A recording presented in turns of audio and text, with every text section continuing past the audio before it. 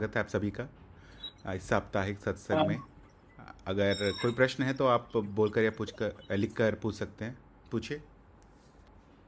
अगर आपके प्रश्न हो तो आप लिख कर या बोल कर पूछ सकते हैं। मैं शुरू करता हूँ। मेरे पास कुछ प्रश्न आए हुए थे साधकों के पिछले आ, पूरे हफ्ते में।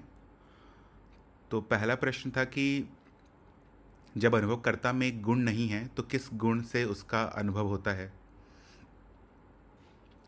तो जब हम बाकी अनुभवों को देखते हैं तो जिस प्रकार से बाकी सभी अनुभवों का हमें ज्ञान होता है उस तरह से अनुभवकर्ता का ज्ञान नहीं होता है। अनुभवकर्ता पहले से ही है, मतलब हमेशा ही रहता है। वो जो भी ज्ञान हो रहा है, जो भी अनुभव हो रहा है, वो अनुभवकर्ता को ही हो रहा है। जब आप बुद्धि की मदद से एक एक अनुभव को हटा देते हैं और उसके बाद भी कुछ बच जाता है तो जो बचता है उसे हम कहते हैं अनुभवकर्ता का ज्ञान।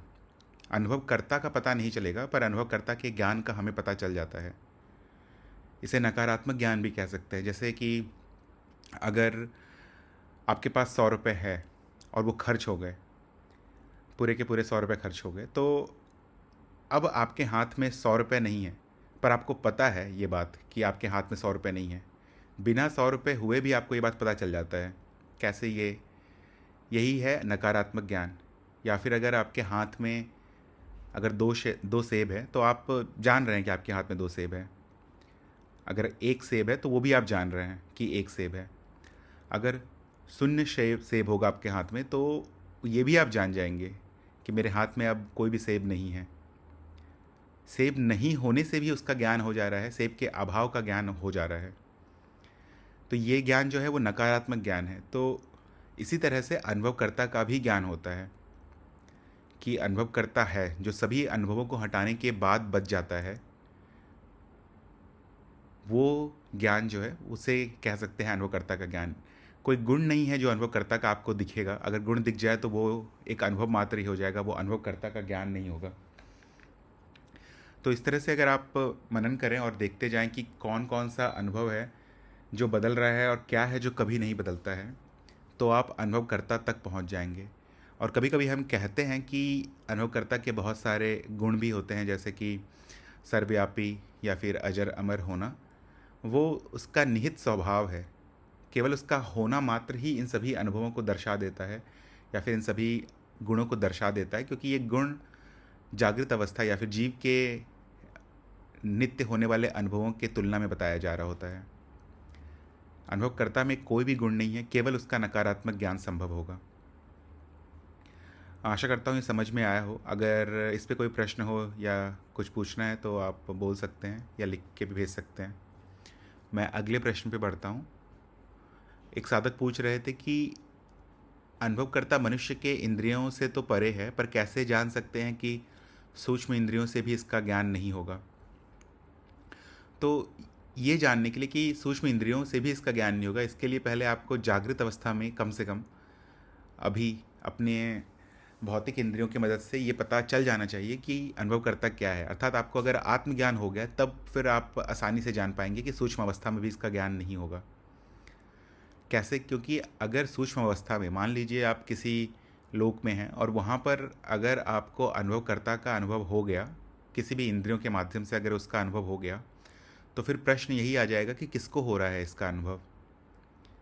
क्योंकि जो प्रकट है वहाँ पर भी, जो प्रकट है वहाँ जो भी अनुभव हो रहा होगा उसे भी तो कोई जानने वाला होगा। तो कोई भी इंद्रिय हो, सूक्ष्म इंद्रिय हो, भौतिक इंद्रिय हो या किसी भी प्रकार की इंद्रिय हो, वो केवल मिथ्या को ही पकड़ेगी। किसी भी देवी देवता या किसी भी योनि के जीव का आपको अनुभव हो जाए, सभी मिथ्या ही होंगे और उसे जानने वाला ही हमेशा अनुभव करता होगा। ये समझना कठिन नहीं होगा, क्योंकि अगर एक बार आपको आत्मज्ञान हो जाए उसके बाद आप इस तर्क को कहीं भी इस्तेमाल कर सकते हैं। और ऐसे भी देख सकते हैं कि आपका स्वयं का अनुभव कि सभी इंद्रियां जिसे भी पकड़ती हैं, जिस भी अनुभव को पकड़ती है, वो हमेशा उसमें कुछ ना कुछ परिवर्तन हो रहा होता है। ऐसा आपको कोई भी घटना या अनुभव नहीं दिखेगा जिसमें परिवर्तन ना हो रहा हो। तो अगर सूक्ष्म इंद्रियां अनुभवकर्ता को पकड़ ले तो वो फिर कुछ ना कुछ परिवर्तनशील चीज़ ही होगी। और परिवर्तनशील अगर एक बार हो गई तो फिर वो सत्य नहीं हो सकता, और सत्य नहीं है तो फिर वो अनुभव करता भी नहीं होगा। तो आप यहाँ पर तर्क लगा सकते हैं। आप ये सोच सकते हैं कि ऐसी क्या कोई अवस्था हो सकती है जहाँ जानने वाला ना हो। अगर जानने वाला नहीं होगा तो उस अनुभव का पता किसको चल रहा होगा। ऐसा कोई भी समय नहीं हो सकता, या फिर कोई भी ऐसी घटना नहीं हो सकती है जहाँ पर अनुभव करता ना हो या जानने वाला ना हो। तो अनुभवकर्ता हमेशा ही पीछे खड़ा रहेगा अनुभव के, भले कोई भी अवस्था हो, कैसे भी इंद्रियों से वो जानकारी आ रही हो। आशा करता हूँ ये समझ में आया हो। अगर किसी की कोई प्रश्न है तो वो लिखकर या बोलकर पूछ सकते हैं। हाँ प्रवीण जी। हाँ बोलिए के जी। ये जो अनुभव करता, जो अनुभव कर रहा है, सभी सभी अनुभव हो रहे हैं उसको, तो उसकी तो कोई इंद्रिया भी नहीं है, तो वो किस माध्यम से वो अनुभव कर रहा है? बहुत अच्छा प्रश्न है आपका। आपको ये समझ में आ गया है ना कि अनुभवकर्ता क्या है, मतलब आपका वास्तविक स्वरूप क्या है, ये आपको समझ में आ रहा है ना। जी जी जी। तो अगर मैं पूछूं कि अनुभवकर्ता कहाँ है, तो उसका आपका उत्तर क्या हो सकता है? सभी जगह। सॉरी, क्या कहा आपने? जहाँ जहाँ अनुभव है वहां पर है वो, मतलब सब हर जगह है वो। हाँ, हर जगह है, पर अगर इसको और सटीक बोलना चाहे तो क्या ये बोल सकते हैं क्या कि अनुभवकर्ता अभी है और यहीं है? हाँ हाँ, बोल सकते हैं। इसके अलावा अगर कुछ भी और भी अगर बोलने का प्रयास करें, जैसे कि आपने कहा सभी जगह है, तो ये सही है पर सटीक नहीं है, क्योंकि यहाँ पर आपने जगह शब्द का इस्तेमाल किया, और जगह हाँ, खुद जगह भी। नहीं करनी चाहिए थी हाँ, मुझे। तो ऐसा नहीं कह रहा हूँ कि वो गलत है, बस सटीक नहीं है। तो जगह भी यही है, जगह का भी जो अनुभव हो रहा है वो भी यही है। आपको जो भी अनुभव हो रहे हैं बाहर भी, भौतिक जगत के, शरीर का कहें या फिर मानसिक अनुभव कहें या फिर जगत का अनुभव कहें, वो कहाँ हो रहा है? अगर पूछूं कि कहाँ है वो अनुभव, तो आपका क्या उत्तर होगा?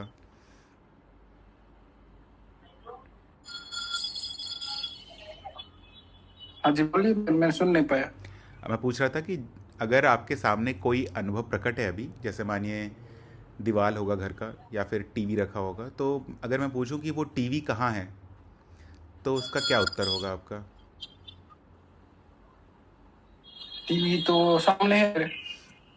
तो ये बताइए कि आपको टीवी का अनुभव हो रहा है, या फिर टीवी से कुछ प्रकाश आपकी आंखों में आ रही हैं और फिर आंखें कोई चित्र बना रही हैं और आपको उस चित्र का अनुभव हो रहा है? मैं प्रवीण जी क्या पूछना चाह रहा था हाँ हाँ, कि मेरे सामने जो ये कुर्सी पड़ी है, टीवी पड़ा है, तो मेरे आंखों से दिखाई दे रहा है, इंद्रियों से, बरोबर। हाँ हाँ। चलो मान लो मैंने मेरी आंखें बंद कर दी, तो वो मुझे नहीं दिखाई पड़ता, तो वो अनुभव करता कैसे जानेगा? वो तो इंद्रियों पे अधीन हो गया ना। वो अधीन नहीं हुआ, बस वो अनुभव प्रकट नहीं है आपके सामने। तो मेरा यही पूछना था कि जो जो हमारी जो सुसुप्ति अवस्था जब आती है, हाँ, जागृत स्वप्न सुसुप्ति आती है, तो सुसुप्ति में ना तो व्यक्ति रहता है, ना अहम रहता है, ना चित्तवृत्ति रहती है, कुछ नहीं होता, सब शांत हो जाता है। तो वहीं पर कोई अनुभव नहीं थे क्या? नहीं होता? ऐसा नहीं कह सकते कि वहाँ पर कोई अनुभव नहीं होता है, बस इतना कह सकते हैं कि अभी हमारे पास ये क्षमता नहीं है कि वहाँ जो भी होता है उसको हम जान पाएँ। जैसे इसका साधारण सा उदाहरण ले सकते हैं कि जो स्वप्न में आपको, अगर आप स्वप्न देखे हैं कभी, तो कोई कोई स्वप्न आपको याद रहता होगा और बहुत सारे दिनों का स्वप्न याद नहीं रहता होगा। तो जी ऐसा जी, क्यों? ऐसा होता है। हाँ, तो ऐसा क्यों होता है? क्योंकि जो भी स्मृति में स्वप्न संचित होती है, स्वप्न हो जाने के बाद हर बार उस जी हर बार जीव स्मृति तक वो स्वप्न की जो स्मृति है नहीं आ पाती है। स्वप्न की स्मृति स्वयं जीव स्मृति से प्रेरित प्रेरित होती है, पर उसके बाद जब बन जाती है तो वो हर बार वापस जीव स्मृति में नहीं आ पाती, क्योंकि जीव स्मृति और स्वप्न में जो स्मृति चल रही होती है उसमें कोई स्मृति पुल नहीं बना हुआ है, क्योंकि उसकी ज़रूरत भी नहीं है जीवन को जीने के लिए। जी पर ये आप अपने तर्क से अंदाज़ा लगा सकते हैं कि कहीं पर तो वो स्मृति होती है, क्योंकि कभी कभी आप देख लेते हैं और कभी कभी आप नहीं देख पाते हैं, कभी कभी आपको याद आ जाता है उसका, जागृत में भी उस स्वप्न का याद आ जाता है और कभी कभी नहीं आता है। तो यहाँ से आप ये तर्क लगा सकते हैं जी कि जो भी सुषुप्ति में हो रहा है उसका जी अनुभव आपको बस याद नहीं है, वो अभी आपके जीव स्मृति में नहीं आ रही है। क्यों नहीं आ रही है? क्योंकि जीव स्मृति से कोई स्मृति पुल नहीं बना हुआ है सुषुप्ति में, जो कि वहाँ से जानकारी जागृत अवस्था में लेके आ पाए। और उसका कोई मतलब आप ये कह रहे हैं ना कि जो जो जो चेतना है वो अभी सुसुप्ति निद्रा तक नहीं पहुंची, जो कह रहे हैं ना आप? हाँ, मतलब यही है कि आपका साक्षी भाव अभी वहाँ तक नहीं पहुँचा है। एक बार पहुँच जी जाए जी तो फिर वहाँ पर भी कुछ ना कुछ अनुभव होगा ही, भले ही वो कुछ इतना सीधा साधा अनुभव ना हो जो हमने जागृत में दिखता है, जो समझ में आ सके, पर कुछ ना कुछ अनुभव तो होगा ही। जब वो जो होगा वो आपको पता चल जाएगा। शांति ही होगा, पर वो तो शांति का भी अनुभव आपको हो जाएगा। तो मैं यही पूछ रहा हूँ कि जब सुसुप्ति में जब चेतना होगी, साक्षी भाव होगा, तब आप कहते हैं ना कि वहां पर कुछ कुछ अनुभव होगा। तो उस समय मतलब उस अवस्था में भी वो जो अनुभव होगा वो इंद्रियों से होगा कि वैसे ही अनुभवकर्ता में वो सामर्थ्य है? नहीं, जो आपका पहला प्रश्न था कि अनुभवकर्ता को कैसे बिना इंद्रियों के अनुभव हो जाता है, तो वो इसीलिए जी होता है क्योंकि अनुभव और अनुभवकर्ता अलग नहीं है। वास्तविकता में तो केवल ब्रह्म ही है ना। और ब्रह्म है जी जी मतलब ये जो हमें प्रतीत हो रहा है द्वैत का, एक तरफ अनुभव है और एक तरफ अनुभव करता है, ये वास्तविकता में है नहीं ऐसा। ये भी केवल एक प्रतीति मात्र ही है। वास्तविकता में दोनों एक ही जी हैं। अनुभव भी वही जी है जहाँ अनुभव करता है, और दोनों में कोई विभाजन जी नहीं है। जी जी तो अभी प्रवीण जी का एक प्रश्न भी आया है कि क्या मैं जानता हूँ कि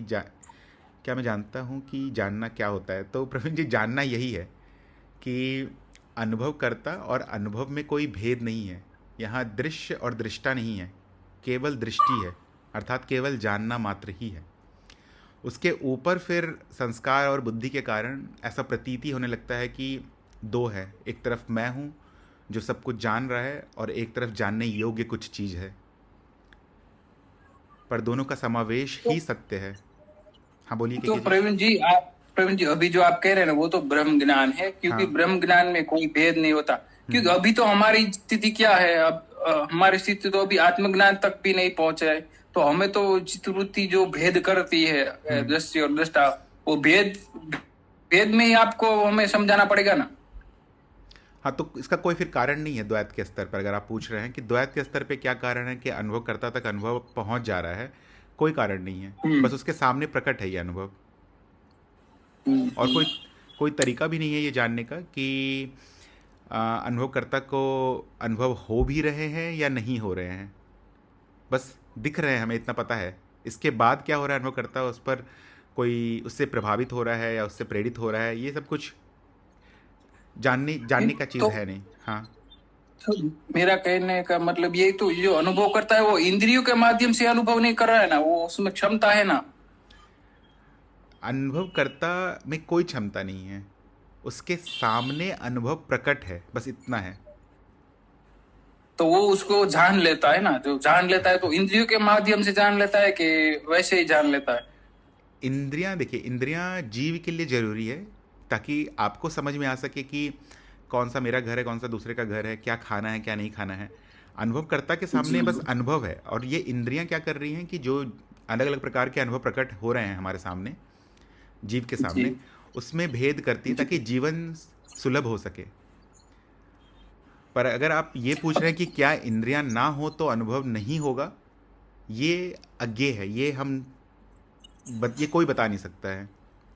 अनुभव जी तो अब होगा ही। अभी अभी अभी मैं आपके साथ जो सत्संग कर रहा हूँ ना, हाँ। वो भी तो जाना जा रहा है कि भाई ये प्रवीण जी के साथ सत्संग कर रहा है, हाँ। ये भी जाना जा रहा है। हाँ, तो ये जो अनुभव हो रहा है, ये अनुभव कर्ता के सामने प्रकट हो रहा है, और ये जी जीव ही जान पा रहा है अपनी बुद्धि के माध्यम से कि अनुभव करता है और उसके सामने प्रकट है ये अनुभव। यहाँ पे दो चीज़ दिख रही है, जी और उस तक कैसे पहुँच रहा है ये, क्योंकि अब ये जो वाक्य है, ये बताने के लिए ब्रह्म ज्ञान तक जाना ही पड़ेगा, क्योंकि उसमें कोई भेद है नहीं। तो वो दोनों साथ में ही हो रहे हैं, एक साथ ही प्रकट हो रहे हैं। तो हम ये नहीं जान सकते ना कि भी ये जो अनुभव कर रहा है वो इंद्रियों के माध्यम से कर रहा है या वैसे उसमें क्षमता है, ये नहीं जान सकते ना हम? नहीं, देखिए, इंद्रियां जरूरी है अनुभव को प्रकट रखने के लिए, या फिर उसमें सार्थकता बनाए रखने के लिए। अगर इंद्रियां ना जी हो जी तो फिर कुछ भी अनुभव क्या क्या होगा, कुछ भी पता नहीं हमें, वो अज्ञे हो सकता है उस स्थिति। जैसे एक ईंट है या पत्थर है, उसमें कोई इंद्रियां नहीं है, तो उसमें क्या हो रहा है ये हम नहीं जान सकते हैं।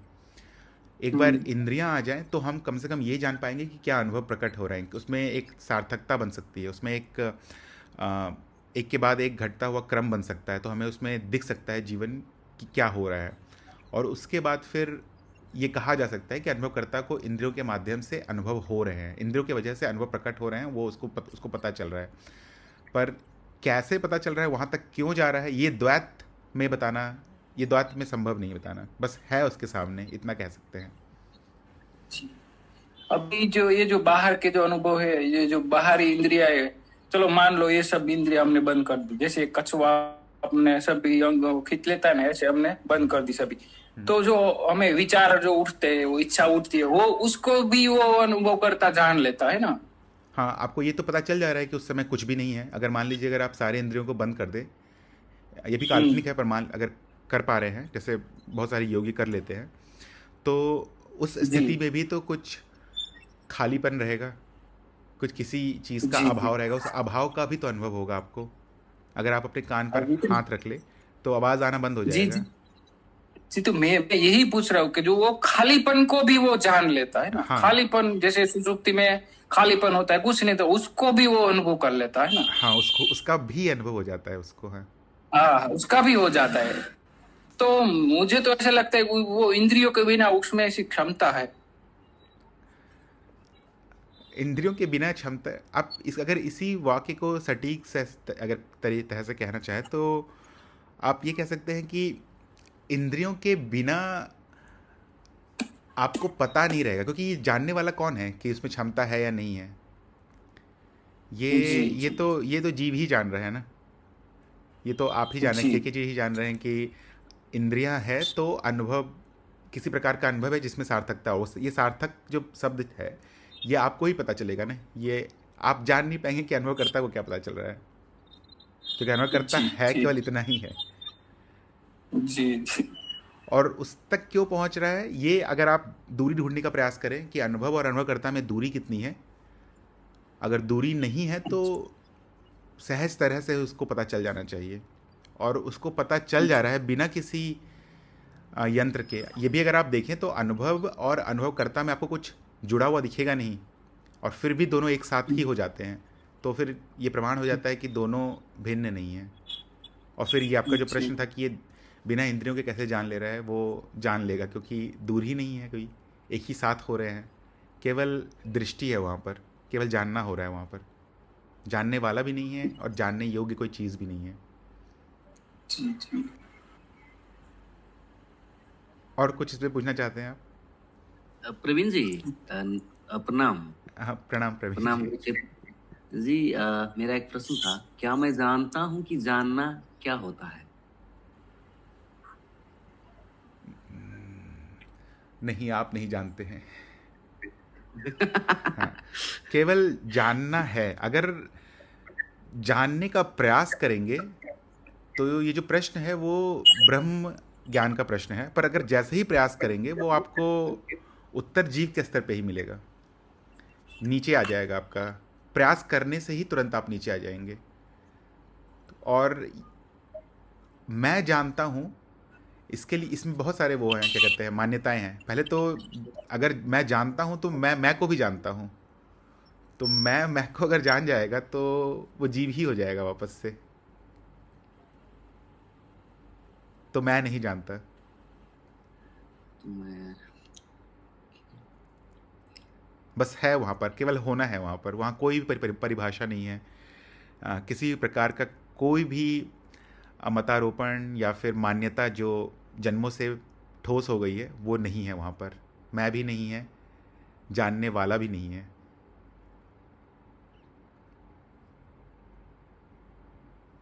और कुछ जी ठीक पूछना चाहते है। हैं? और आपका पहला प्रश्न था एक और कि क्या मैं जिस साक्षी की बात करता हूँ वो सच्चे में मेरा अनुभव है या सुनी सुनाई परिभाषा? अ, आपको आत्मज्ञान हो गया है प्रवीण जी?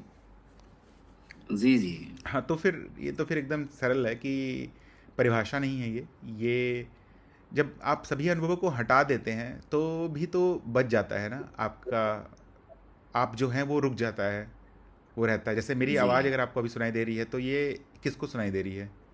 साक्षी को ही सुनाई दे रही है। उसके बाद अलग अलग प्रकार के भ्रम पैदा होने लगेंगे कि मुझे सुनाई दे रही है, इस शरीर को सुनाई दे रही है, फ़ोन के माध्यम से सुनाई दे रही है या लैपटॉप के माध्यम से सुनाई दे रही है। ये सारी चीज़ें एक एक तरह से मान्यताएं हैं, जो ठोस मान्यताएं हैं जीव की, वो आने लगेंगी। पर आवाज़ सुनाई देना ही मात्र प्रमाणित है साक्षी का। मतलब साक्षी तो ऐसे 100 प्रमाणित है, ये भी आप जानते ही हैं, क्योंकि एक भी अनुभव हो जाए तो वो किसको हो जाएगा? ये वाक्य अनुभव समझने के करता। लिए हम, कि एक भी अनुभव हो जाए वो किसको हो जाएगा, ये समझने के लिए आपको एक एक अनुभव को देखना पड़ेगा कि क्या कोई अनुभव है जो प्रवीण नाम का है, या पथिक नाम का कोई अनुभव है क्या? कुछ नहीं मिलेगा आपको। उसके बाद भी कुछ बच जाएगा, जानने वाला बच जाएगा, द्वैत की अवस्था में है कम से कम। तो वो आपका स्वयं का अनुभव होगा। इस पर आप थोड़ा मनन कीजिएगा कि साक्षी रहता है। ये सुनी सुनाई परिभाषा नहीं है, इसके परे भी है। पर परिभाषा को जो समझने का प्रयास कर रहा होगा वो मान्यता होगा, वो जीव होगा। और उस परिभाषा के समझने के प्रयास को जो देख रहा होगा वो होगा अनुभव करता। जी, धन्यवाद। कुछ और पूछना चाहते हैं इस पे? एक और प्रश्न था मेरा, हाँ, पूछिए। सुक्ति में मेरी चेतना कहाँ चली जाती है? कहीं नहीं जाती है चेतना। या- ये ज्ञान मार्ग में हम चेतना की जगह पे साक्षी भाव बोलते हैं। तो साक्षी जी। भाव कहीं नहीं जाता है, साक्षी भाव वहीं रहता है। जैसे अभी अभी के जी का जो प्रश्न था स्वप्न का लेकर, तो स्वप्न में भी आपको हर दिन का तो स्वप्न याद नहीं रहता है, पर जिस दिन का याद रहता है उस दिन पता रहता है कि वहाँ साक्षी था और वहाँ पर एक अनुभव प्रकट था। तो सुषुप्ति में भी बस ये है कि वो स्मृति आपके पास नहीं है, उसका अभी आपके पास एक्सेस नहीं है। जैसे कि अगर आज से 10 साल पहले आपने रात्रि में क्या भोजन खाया था वो आपको याद नहीं होगा, पर उस दिन याद था आपको।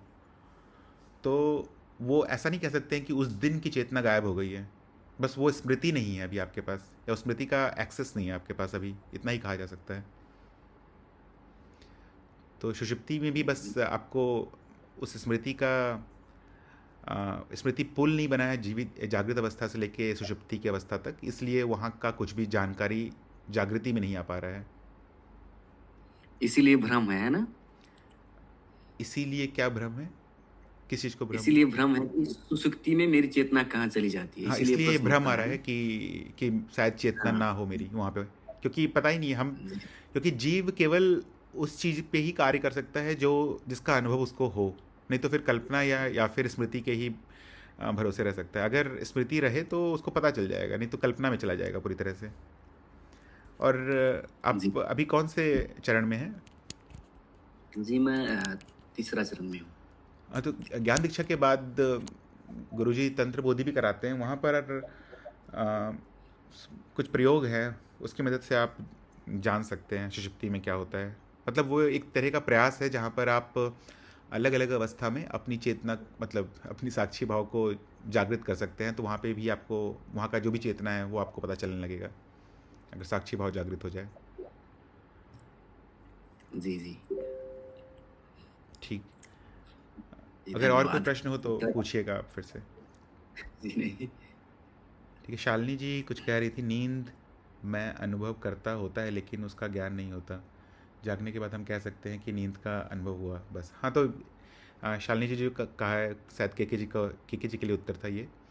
हाँ, ऐसा ही है कि बस हमें जागने के बाद ही पता चलता है, उस समय का जो स्मृति नहीं है, ये स्मृति नहीं होना हमें समाज ने सिखा दिया है कि उसे हम गहरी नींद कहते हैं, तो हम कह सकते हैं कि वो गहरी नींद है। पर कुछ समय में ये भी जाना जा सकता है कि वहाँ पर क्या होता है, अगर आप बस चलते रहें के जी। तो शालिनी जी और भी कुछ कह रही थी कि अनुभव केवल चित्त का हो रहा है, इंद्रिय माध्यम है बस। हाँ, इंद्रिय माध्यम है जो कि सभी अनुभवों को दर्शा रही हैं, और इंद्रियां स्वयं भी चित्त का ही भाग है। अनंता जी का एक प्रश्न है कि जानने वाला सब जान रहा है, ये कौन बता रहा है? ये देखिए कौन बता रहा है अनंता जी। देखिए, कोई बता रहा है कि ये भी एक अनुभव मात्र ही है। आप इस पे मनन करें तो आप देखेंगे कि ये आखिरी के कुछ भ्रम हैं या फिर आखिरी के कुछ षड्यंत्र हैं जो अहम भाव करता है कि जानने वाले को कौन बता रहा है। ये भी केवल एक विचार ही है, अंत में चल रहा है ये भी। अ, कोई नहीं बता रहा है किसी को, कोई करने वाला नहीं है, कोई किसी को प्रेरणा देने वाला यहाँ नहीं है। एक के बाद एक अनुभव प्रकट हो रहे हैं और उसी में से एक अनुभव ये भी है, प्रश्न आना कि कौन है जो ये सब बता रहा है कि जानने वाले को भी जाना जा रहा है, या फिर जानने वाला भी सब जान रहा है। कोई नहीं है। इस पे आप मनन कीजिएगा, दिख जाएगा ये कि कोई हो नहीं सकता है जो प्रेरणा दे किसी को भी।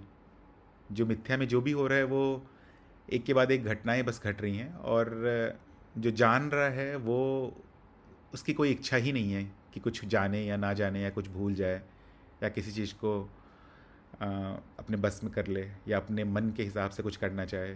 कुछ नहीं है, बस जानना है उसका काम। और बुद्धि की मदद से आप एक एक अनुभव को अगर आप देखें तो आप जान जाएंगे कि ये सभी अनुभव जो प्रकट हो रहे हैं, यहाँ तक कि जो भ्रम भी प्रकट हो रहा है कि कौन है जिसको ज्ञान हो रहा है अगर मैं नहीं हूँ, तो वो सब भी केवल एक आखिरी के छलावे हैं अहम के। बस वो भी एक के बाद एक घट रही घटना का ही भाग है। जो एक कभी कभी हम चर्चा करते हैं कि गर्म तवे को छूने से जैसे ही छूते हैं हाथ पीछे आ जाता है, और फिर हम कहते हैं कि अनुभवकर्ता को हुआ तो फिर हाथ पीछे क्यों आ गया, हाथ वहाँ रह सकता था। तो ये भी एक आखिरी के ही प्रश्न है कि जैसा ही प्रश्न है कि जो घटा वो भी एक अनुभव ही था। अब वहाँ पर अहम भाव आकर कोशिश कर रहा है ये भरमाने का कि शायद कोई और है, या फिर मेरा अभी भी नियंत्रण है इन अनुभवों पर। फिर अगर आप अनुभवों को बैठ के देखने लगें कि कौन सा अनुभव है जिस पर आपका नियंत्रण है, तो कुछ नहीं मिलेगा। अगर ध्यान ना दें तो अहम भाव बोलता रहेगा कि ये मैं कर रहा हूँ, ये मेरे द्वारा हो रहा है, या मुझे पता चल रहा है। पर वास्तविकता में अनुभवकर्ता को ही सब पता चल रहा है। यहाँ तक कि ये बोलना कि मुझे पता चल रहा है, ये भी अनुभवकर्ता को पता चल रहा है। आशा करता हूँ समझ में आया हो। नहीं तो अगर इस पर कोई और प्रश्न हो अनंता जी तो आप पूछिएगा। यादव जी का एक प्रश्न है कि मेरा अनुभव से एक जिज्ञासा है, जैसे कि मैं अभी साक्षी भाव में हूँ और आपको सुन रहा हूँ। यह अनुभव मुझे हो रहा है और साथ ही साथ यह ज्ञान भी हो रहा है कि मैं सुन रहा हूँ। यह अनुभव और मेरे बीच कोई माध्यम नहीं दिख रहा, सीधा साधा है, जीवंत है। अब यहाँ पर मेरी स्थिति क्या है? यहाँ पर आप ये देखिए कि आप कहीं पर हैं यहाँ पर क्या? आप मतलब यादव जी कहीं पर हैं क्या यहाँ पर? कुछ है क्या जिसे आप कह सकते हैं कि ये शरीर मैं हूँ? जैसा अनंता जी का प्रश्न था कि जानने वाला सब जान रहा है, कौन बता रहा है? ये जो प्रश्न आ रहा है, ये प्रश्न भी उन्हीं अनुभवों का एक भाग है। और ये जो आपका प्रश्न है कि यह अनुभव और मेरे बीच कोई माध्यम नहीं दिख रहा है, सीधा साधा जीवंत है, अब यहाँ पर मेरी क्या स्थिति है, ये भी केवल अंतिम के ही प्रश्न है, जहाँ पर अहम भाव आपको खींच के लाने का प्रयास कर रहा है कि अभी भी मैं हूँ। मैं कहने का मतलब यहाँ पर कि अभी भी जीव है, पर जीव है नहीं यहाँ पर कहीं पर, बस हो रहा है सब चीज़। आप केवल दृष्टा हैं, जो भी हो रहा है उसके दृष्टा हैं।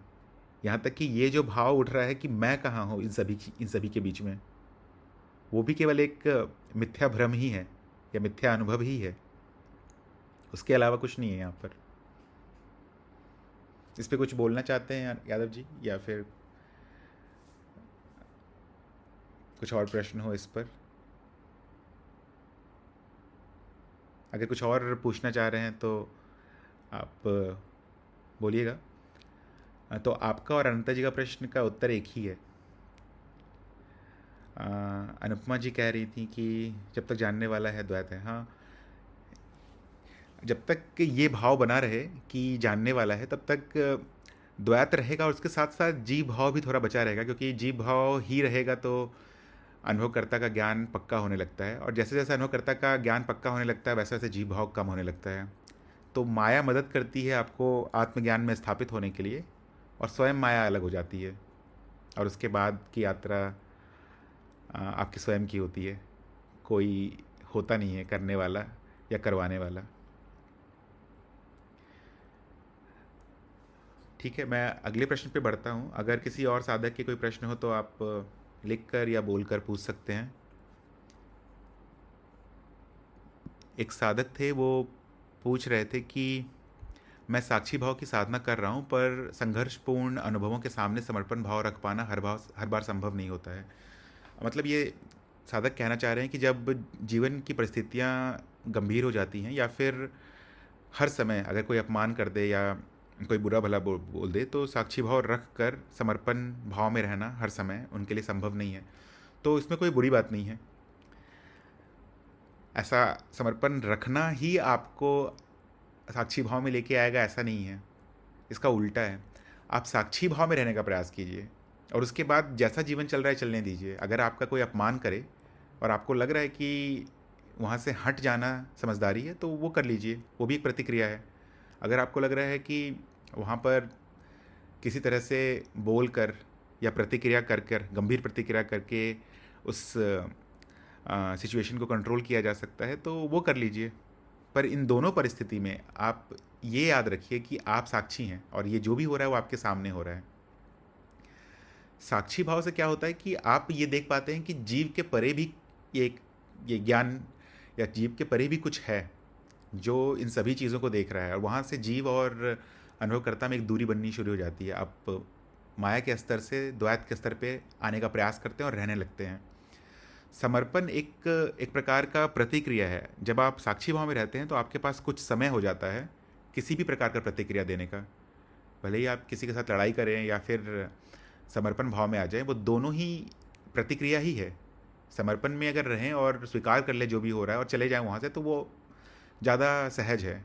उसमें किसी भी प्रकार का कर्म बंधन नहीं बनेगा, या फिर ज़्यादा उसके आपको प्रभाव नहीं दिखेंगे भविष्य में। पर आप प्रतिक्रिया भी कर सकते हैं, उसके प्रभाव दिखेंगे, कर्म बंधन भी बन सकते हैं, पर उसका साक्षी भाव से कोई लेना देना नहीं है।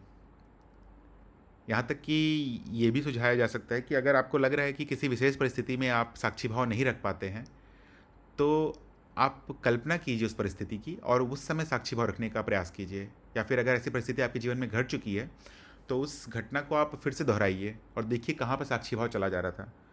क्योंकि साक्षी भाव रखने का ये मतलब नहीं होता है कि आप सभी को अगर आपको कोई कष्ट भी पहुंचा रहा है तो उस परिस्थिति को आप स्वीकार कर लें। आपको केवल ये देखना है कि क्या चीज़ है जो आपके साक्षी भाव को कम कर रहा है। अगर कोई चीज़ आपके साक्षी भाव को कम कर रहा है तो उस चीज़ से दूर होने का प्रयास कीजिए। हमेशा ये भी संभव नहीं होगा। अगर जैसे जंगल में बैठे हैं, वहाँ पे कोई अगर शेर आ जाए तो वहाँ पे पूरा साक्षी भाव छूट जाएगा। आप पहले जीव की रक्षा करेंगे, जीवन की रक्षा करेंगे। तो जहाँ तक हो सके वहाँ साक्षी भाव रखने का प्रयास कीजिए। जहाँ ना हो पाए उसको आप एक बार दोहरा लीजिए अपने मन में। जब भी आपको समय मिले खाली समय में, देखिए किस समय पे छूट रहा है साक्षी भाव। उससे क्या होगा कि अगली बार आपकी क्षमता थोड़ी और बढ़ जाएगी साक्षी भाव रखने की। जीव के स्तर से क्षमता थोड़ी और बढ़ जाएगी और धीरे धीरे करते करते ये हर समय रह जाएगा। ऐसे बहुत सारे उदाहरण आपको शास्त्रों में भी दिखेंगे कि बड़े बड़े योगी या फिर गुरु भी किसी को श्राप दे देते थे या किसी से लड़ाई करते थे। तो ऐसा नहीं था कि उनके साक्षी भाव या फिर वो अपने वास्तविक स्वरूप में ना हो, पर उस परिस्थिति में उसी चीज़ को करना उचित होगा, इसलिए वैसा उदाहरण हमें दिखता है। जैसे एक दुर्वासा ऋषि का उदाहरण हमेशा आता है। तो ऐसा नहीं होगा कि वो अपने ज्ञान में नहीं रहते होंगे, पर उनके जिस परिस्थिति में वो है उस परिस्थिति में जो कार्य कर रहे हैं वो करना ही उचित होगा। इस कारण से ही कार्य किया जा रहा है। तो समर्पण में रहना सही है, पर अगर नहीं रह पा रहे हैं तो उससे कोई ग्लानि महसूस नहीं कीजिए। बस इतना देखिए का प्रयास कीजिए कि साक्षी भाव मेरा रहे, समर्पण रहे ना रहे कोई मतलब नहीं है उससे। आशा करता हूँ कि ये समझ में आया हो। मैं अगले प्रश्न पे बढ़ता हूँ। 2 प्रश्न बचे हैं। अगर किसी और साधक के कोई प्रश्न हो तो पूछ सकते हैं आप। एक प्रश्न था कि अनुभव मिथ्या है या अनुभव के मिथ्या होने का कारण परिवर्तन क्यों रखा गया है, या फिर मानदंड परिवर्तन क्यों रखा गया है। तो अगर आप अपने जीवन को देखें तो आप कभी भी बिना किसी के सहयोग के भी आप यही कहेंगे कि परिवर्तन को मिथ्या कहना गलत नहीं है। बस क्या हो गया है कि जब परिवर्तन बहुत धीरे होता है तो हमारा जीवन उस परिवर्तित हो रही घटना की मदद से लंबा करना आसान हो जाता है। जैसे कि खाना ही खाना, जैसे अगर मानिए अगर आप कोई सब्जी खा रहे हैं, अगर उसको खा ले रहे हैं तो शरीर उसको उसके साथ प्रतिक्रिया करके उसको किसी अलग रूप में बदल देता है और फिर आपका शरीर बन जाता है एक तरह से। पर अगर वही परिवर्तन आपको पता है, अगर सब्जी को अगर आप किसी टेबल पे छोड़ दें 1 महीने के लिए तो वो ख़राब हो जाएगा, सड़ जाएगा और फिर शायद वहाँ से पूरी तरह से सूख कर उड़ भी जाए, नष्ट हो जाए, गायब हो जाए। अगर यही परिवर्तन आपके खाना जब आप खा रहे हैं, आपके प्लेट से आपके मुंह तक जाने तक ही अगर वो सड़ जाए और सूख के उड़ जाए तो फिर आप उसको क्या कहेंगे, मिथ्या ही कहेंगे। पर क्या हो रहा है कि ये परिवर्तन इतना धीरे हो रहा है कि इस परिवर्तन की मदद से आप अपने शरीर को बना पा रहे हैं, क्या शरीर में नए कोशिकाओं की रचना कर पा रहे हैं। अगर कोई भी चीज़, कोई भी अनुभव आप ले ले अपने जीवन से उदाहरण के तौर पर, और देखें अगर उसमें परिवर्तन की जो क्षमता है अगर वो बढ़ जाए 1000 गुना या लाख गुना, तो उसको आप तुरंत मिथ्या कह देंगे। और ये बात माया के स्तर पे तो समझ में आ ही जाती है, पर अगर आप इसको ब्रह्म ज्ञान के स्तर पे समझें तो समझ में आ जाएगा कि क्यों परिवर्तन को ही मानदंड कहा गया है। क्योंकि अगर आप ब्रह्म की अवस्था से अगर देखने का प्रयास करें तो तत्व के रूप में कुछ दिखता नहीं है, केवल आप ही हैं। आप मतलब कि अनुभवकर्ता, और उसके बाद भी, और अनुभवकर्ता स्वयं शून्य है, उसके बाद भी अनंत संभावनाएं दिख पड़ती हैं। ये जो जीवन हमारे सामने चल रहा है एक संभावना के रूप में हमारे सामने प्रकट है, और इसका भी कुछ तत्व दिखता नहीं है, केवल शून्य ही दिखता है।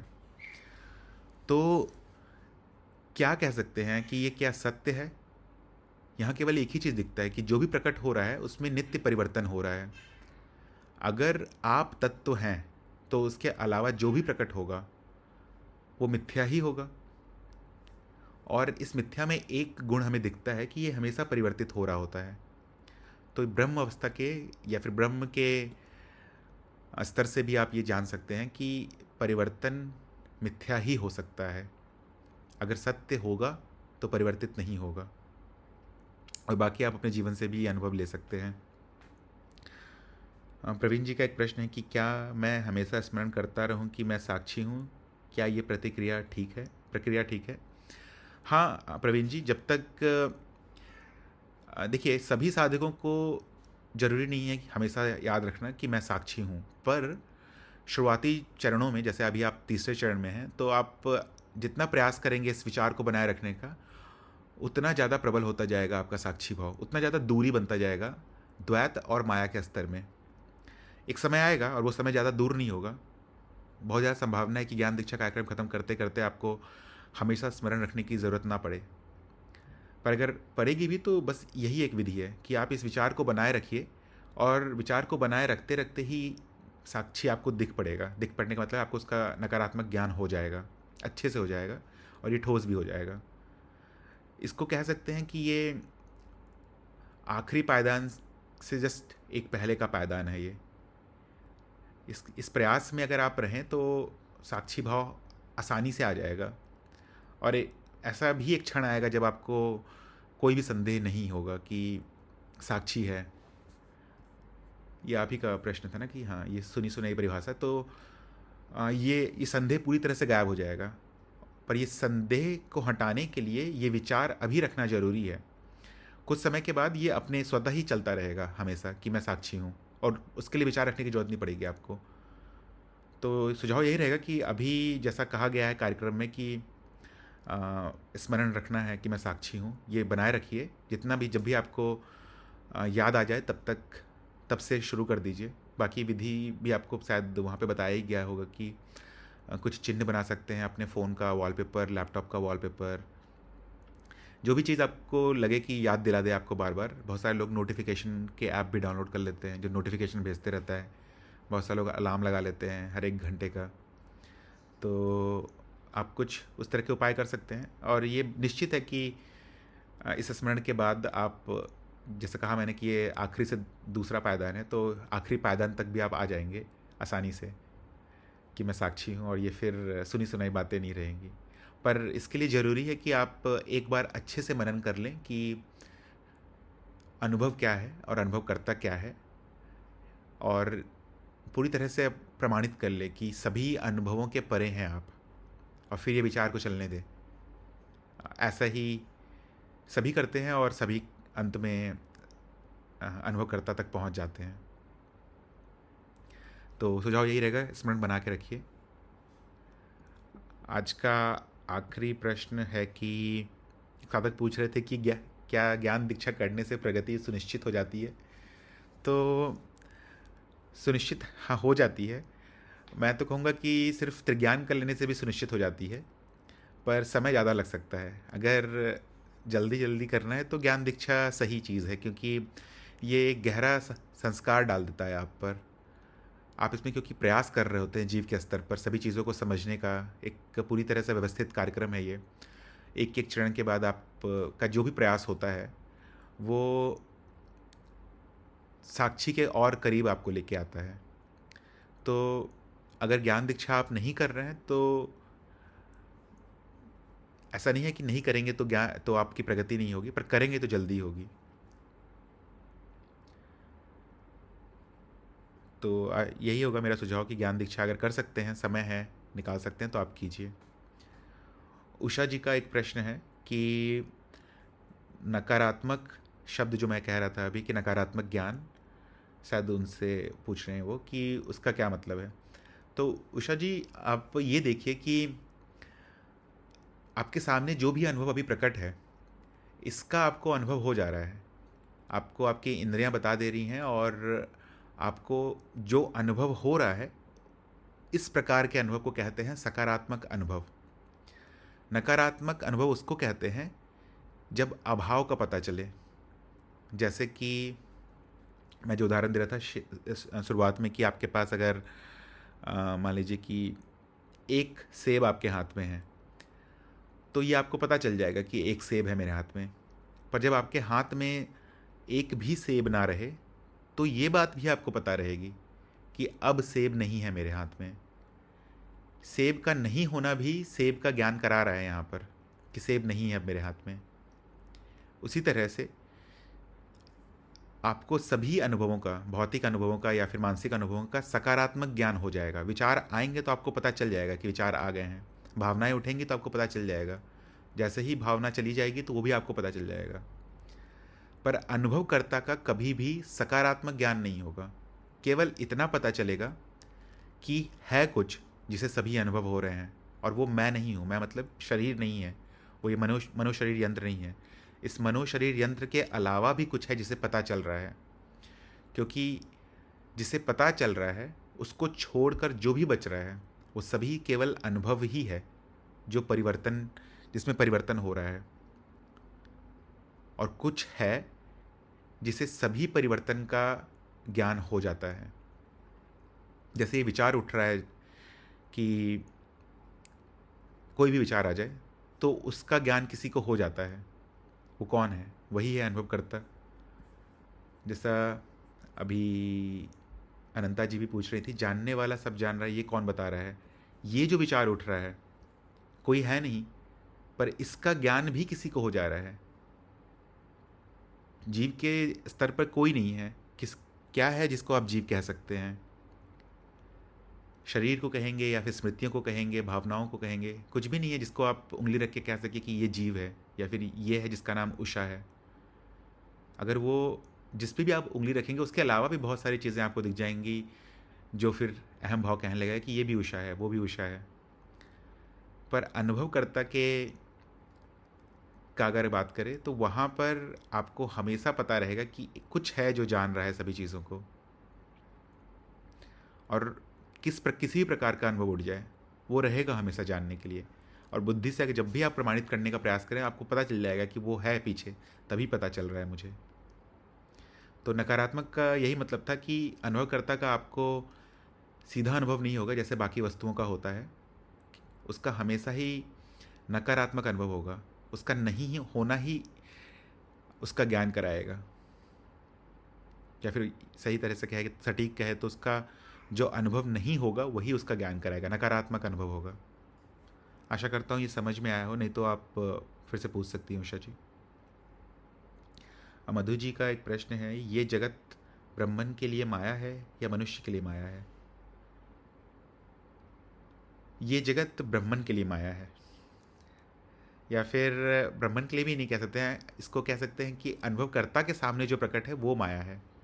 ब्रह्मन में या फिर ब्रह्म में ये सभी चीज़ एक संभावना मात्र है, हो रही है नहीं हो रही है, सभी चीज़ एक साथ हो रही है। इसका होना और नहीं होना और उन दोनों का अभाव भी ब्रह्मन में है या ब्रह्म में है। मनुष्य के लिए ये पूरी तरह से सत्य है। जब जीवन में कुछ जिज्ञासा बढ़ती है किसी कारण से कि मुझे जानना है कि क्या मनुष्य जन्म के कुछ पड़े हैं, तो फिर द्वैत की अवस्था में ये द्वैत की अवस्था की यात्रा शुरू होती है। और तब पता चलता है कि मैं सत्य हूँ जो सभी चीज़ों के पीछे है, और मेरे सामने सभी चीज़ जो भी है प्रकट है वो माया है। और ब्रह्म की अवस्था पे ये दोनों जाके मिल जाते हैं, वहाँ सभी चीज़ हो जाते हैं। आशा करता हूँ मधु जी समझ में आया हो, नहीं तो आप फिर से पूछ सकती हैं ये चीज़। उषा जी का एक और प्रश्न है कि संभावना का क्या मतलब है? हाँ मधु जी, पूछना है तो पूछिए।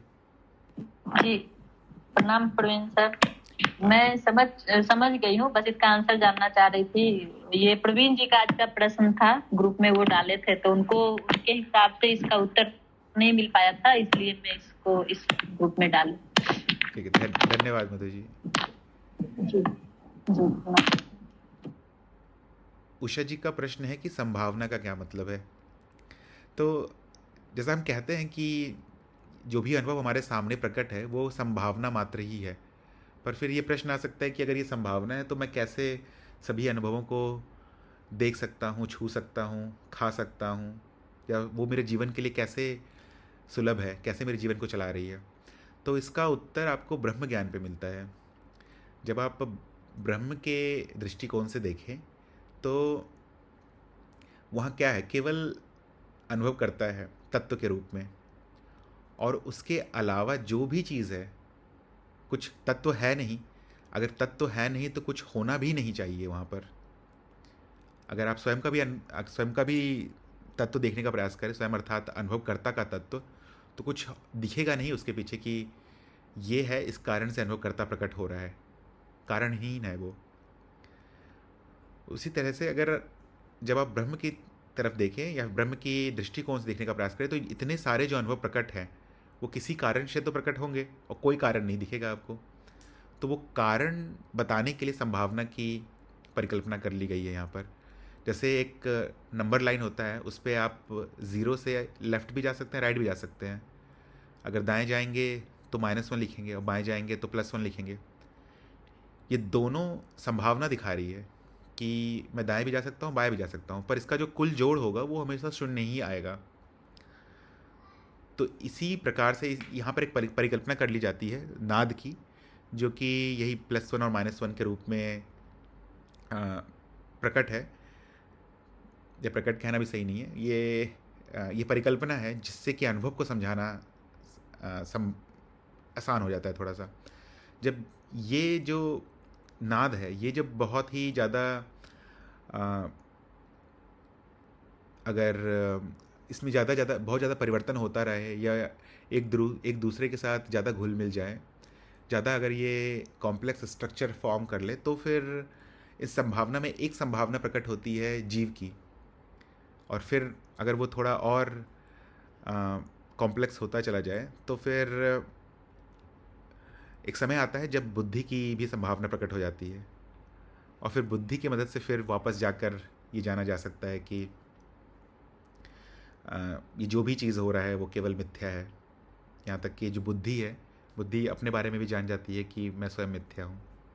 तो संभावना ये ब्रह्म के स्तर से आप जान सकती हैं कि जो अनुभव प्रकट हो रहा है उसे समझाने का प्रयास है केवल। आशा करता हूँ कि ये समझ में आया हो। अगर किसी और साधक के कोई प्रश्न है तो पूछ सकते हैं। वैसे आज का प्रश्न सभी समाप्त हो गया है। सत्यम जी कुछ टाइप कर रहे हैं क्या? 1-2 मिनट रुकते हैं और फिर उसके बाद आज का सत्संग समाप्त करेंगे। ओके।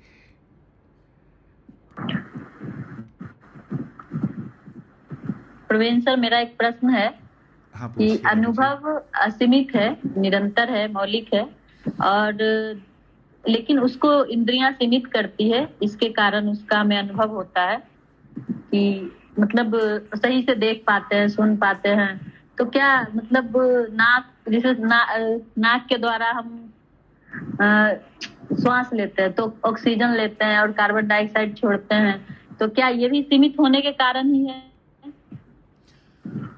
हाँ, ये जो पहले आप बोल रही थी कि इंद्रियों की सीमा है। जी, हाँ, बोलिए। इतने सारे गैसेज हैं, मतलब इतने सारे गैसेज हैं, लेकिन फिर भी जो जरूरत है वही लिया जा रहा है। जीव के लिए, मनुष्य के लिए जो जरूरत है वो लिया जा रहा है, पौधा के लिए जो जरूरत है वो लिया जा रहा है, तो ये भी सीमित होने के कारण ही है।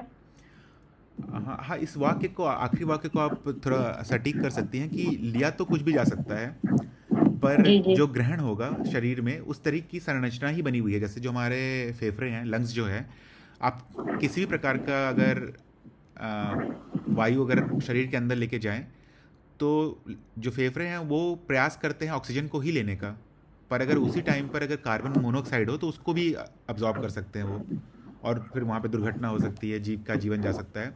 तो शरीर बना है हवा में से ऑक्सीजन को छांटने के लिए, पर अंदर तो कुछ भी जा सकता है। पर जो आपका पहला प्रश्न था कि इंद्रियों की क्या सीमा है, इसकी वजह से ये जगत का ये अनुभव हो रहा है, उससे अगला वाला प्रश्न थोड़ा भिन्न था। जो वायु का पार्ट है वो शरीर की सीमा है, तो वो कुछ जैसे ही सब कुछ प्रतीति मात्र है, लेकिन अज्ञता है, लेकिन फिर भी प्रतिबिंबित होने के कारण वो हमें दिखाई देता है, प्रतीति है वहाँ पे, इंद्रियों द्वारा भ्रम पैदा हो रहा है। लेकिन तो मतलब वही, मैं भी वही समझ रही थी कि श्वास भी इसी के कारण, मतलब ये भी एक भ्रम ही है कि वायु है, और ये भी तो प्रतिबिंबित ही है ना, कि एक अनुभव ही तो है। अभी आप यहाँ पर दोनों स्तर को मिला दी हैं, द्वैत और जीव के स्तर को। तो द्वैत के स्तर से तो ये पूरी तरह से मिथ्या है जो भी दिख रहा है। जी।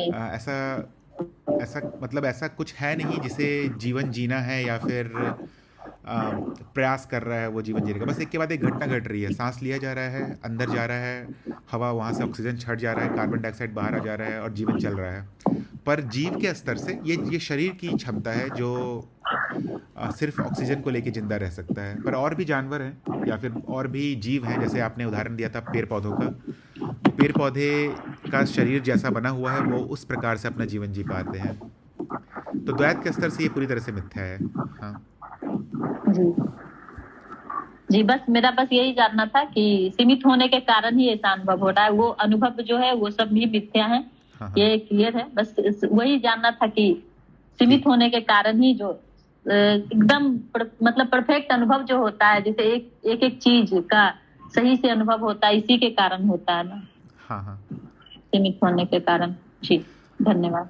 हाँ, यहाँ पर एक दो लाइन और बोल देता हूँ यहाँ पर कि जीव के लिए एक प्रकार का जीवन, वो एक प्रकार के जीवन को ही समझ सकता है। तो जो घटनाएं घट रही हैं या फिर जो उसका विकास हुआ है, उसकी इंद्रियां जो परिष्कृत हुई हैं, वो एक प्रकार के अनुभव को लेने के लिए ही बनी है।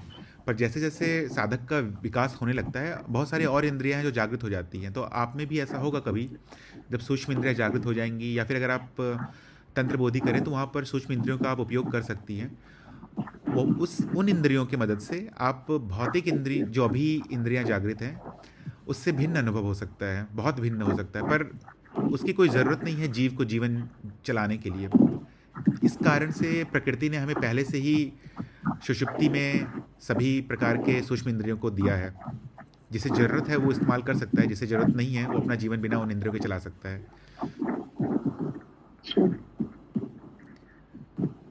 आ, जी धन्यवाद।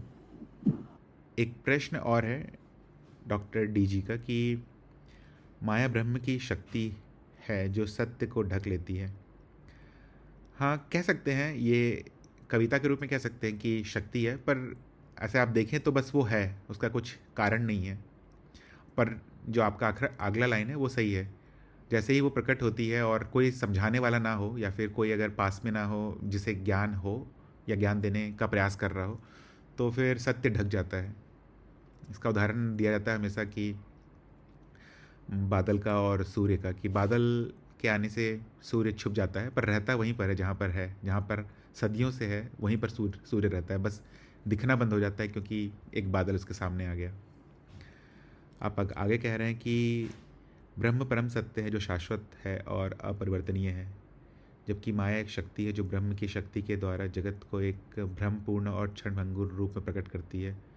ब्रह्म वास्तविकता का आधार है, जबकि माया उस वास्तविकता का भ्रामक स्वरूप है। हाँ, सही कह रहे हैं आप डॉक्टर डी जी कि जो माया है वो एक बार प्रकट हो जाए और अगर कोई ज्ञान के लिए तैयार ना हो तो फिर उसे कभी भी सत्य का पता नहीं चलता है। वो इस भ्रामक रूप में ही दुख और सुख के बीच में फंस के रह जाता है। सत्यम जी संभावना का एक्सप्लेन कर रहे हैं कि संभावना means possibility, like water has possibility of being ice, steam, rain drop, water wave, सीटीसी। You should join English satsang if you can find difficulty in. Okay, ठीक है, धन्यवाद सत्यम जी। अगर किसी और साधक की कोई प्रश्न नहीं है तो आज का हम सत्संग समाप्त करते हैं। सत्संग में जुड़ने के लिए सभी साधक को धन्यवाद।